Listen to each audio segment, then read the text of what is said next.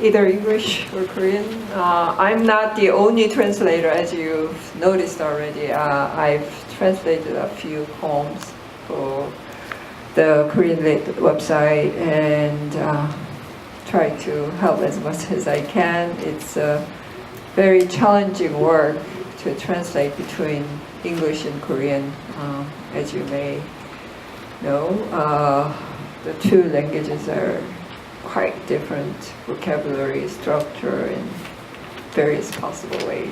So if you have any questions, please feel free to. Yes? What is the most part of translating?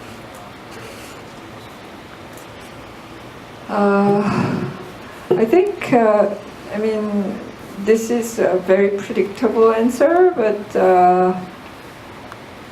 sometimes the verb endings in Korean have various hierarchical variations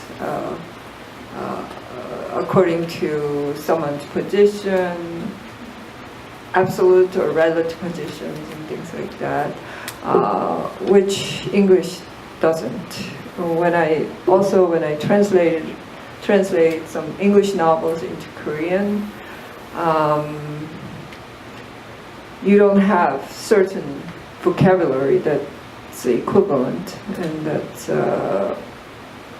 like lady when it's used as a title. So Lord's wife is a lady, and that's if you translate it into 부인, that can't quite capture the conventional use of that vocabulary word. Sometimes it can capture it, but it doesn't a lot of times. And those cause a lot of thought processes. Also, as you may have noticed, Korean language has very strong adverbs that imitate sounds. So sounds or motions. So those are not necessary. Those do not have equivalence sometimes. So, 두근두근, not pit-a-pat, not quite captures the feeling.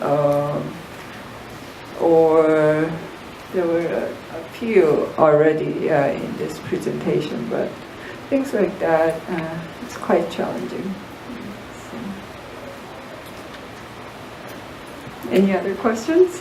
Yes? When you translate one Korean to English, what do you think is the most important to Yeah, that's also, so in other words, what do I prioritize, right? In terms of, do you want to literally translate, or do you want to capture the sound better? I'm trying to do as best as I can justice to the original poem, which so sometimes a very simple word, like one syllable or two syllable word in Korean doesn't have equivalent in English. You have to explain in very many words, for example, and that's a very challenging situation. Do you want to sacrifice the simplicity, the rhythm, and things like that? And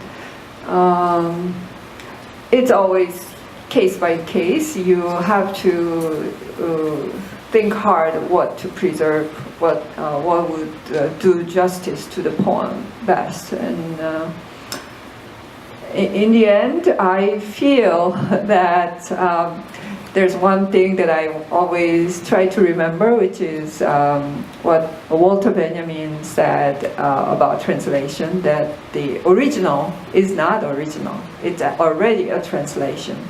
That it's a translation of an idea that's in the poet's mind or the writer's mind that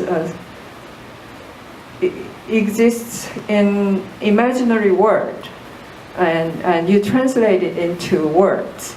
And so I try to be faithful to both originals in a sense. And I also, with years of translation, what I also realize is there are many, so there can be many good, excellent translations. There is not necessarily one best translation, and best translation can change over time as well because the language changes. And if you want to capture the certain word faithfully, sometimes you have to change that word 10 years later, 20 years down the road, things like that. So I think translation requires a very nimble mind that you have to be very flexible and quick to capture, as well as complex mind, I suppose. Yes?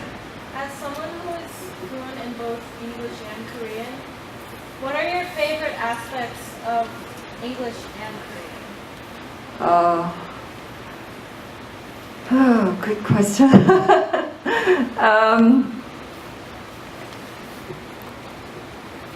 I think, personally, I feel that English has a very long history of being transcribed. So Korean language, until very recently, until about 120 years ago, was not really actively transcribed. Our ancestors, their finest thoughts are written in Chinese. So in a way, Korean language has less history of being transcribed and used, trained. In terms of clear thinking, logical expression and things like that, I feel English has a lot more capacity to absorb all kinds of expressions.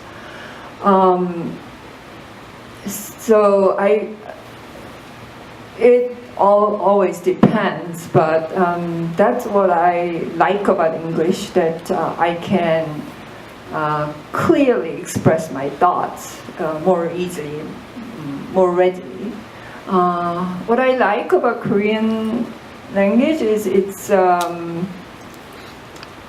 beauty, I would say. It's the adjectives I mentioned, those repeated words, 두근두근, or many other adverbs and adjectives, they express things that are common in a very beautiful way, musical way or graphic way. And I sometimes find it hard to translate them into English exactly, capturing that sense. That's been very challenging and rewarding at the same time. Hopefully that answers. Yes, it does. Thank you. Yes?